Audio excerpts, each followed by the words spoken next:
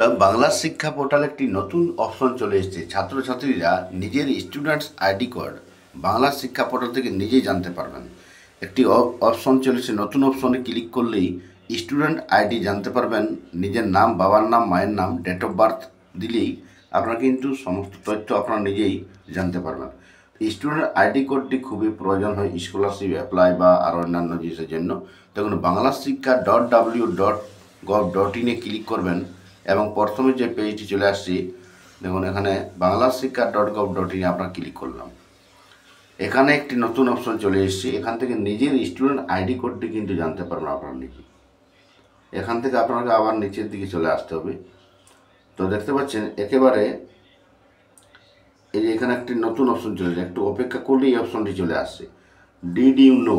এখানে দেখুন একেবারে বাম দিকে হলুদ কালারের দেখুন লেখা আছে ডিড ইউ নো। এখানে ক্লিক করবেন, তাহলে এই অপশনটি বের হয়ে গেল। দেখুন, নো ইউর বাংলা শিক্ষা স্টুডেন্ট আইডি, এখানে ক্লিক করলেই বের হয়ে গেল নো ইউর বাংলা শিক্ষা স্টুডেন্ট কোড।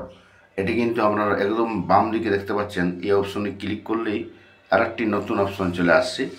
এখানে আপনার তথ্যগুলি বসালে কিন্তু আপনারা পেয়ে যাবেন। তো দেখুন, নো ইউর বাংলা শিক্ষা স্টুডেন্ট, এটার এই লিঙ্কটি আমরা ডেসক্রিপশন বক্সে দিয়ে রাখবো।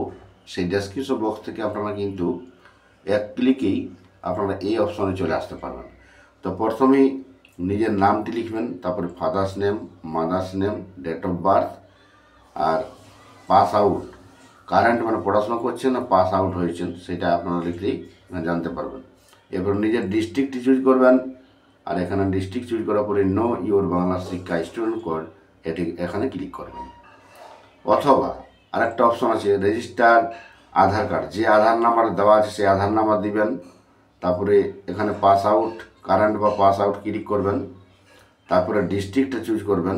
তারপরে নো ইওর বাংলা শিক্ষা স্টুডেন্ট কোড, এখানে ক্লিক করবেন। অথবা নিজের নাম, গার্জেনের যে মোবাইল নাম্বার, আর ডিস্ট্রিক্ট এবং কারেন্ট স্ট্যাটাস, এগুলো দিলেই আপনারা কিন্তু এখানে ক্লিক করলেই কিন্তু আপনারা নিজের স্টুডেন্ট কোডটি জানতে পারবেন।